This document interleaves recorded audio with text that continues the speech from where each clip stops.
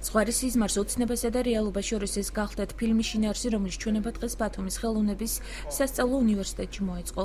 სტუდენტებმა ემირ კუსტურიცას ფილმი არიზონას ოცნება ნახეს, რის შემდეგაც მისი შინაარსი და იდეა მხატვარ აკაკი ძნელაძესთან ერთად განიხილეს.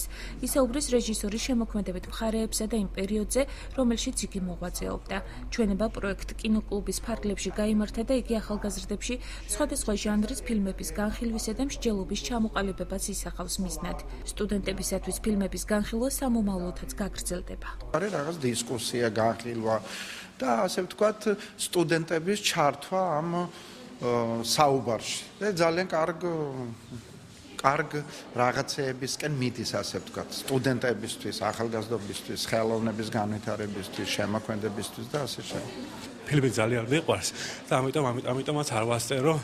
თვითონ მე მაინტერესებს რეჟისორებიც ფილმით პირად რომ და ეხლა ფედერიკო ფელინი რომ ნახე, ზემერე ფილმიც გავიკე და ამიტომ ეს პროექტი ძალიან კარგია, იმიტომ რომ ბევრ ისეთ მსახიობსაც ნახავთ, რომ არც ვიცნობთ ჯერ და არც გაგვიგია ვისახელება, ძალიან კარგად თამაშობს.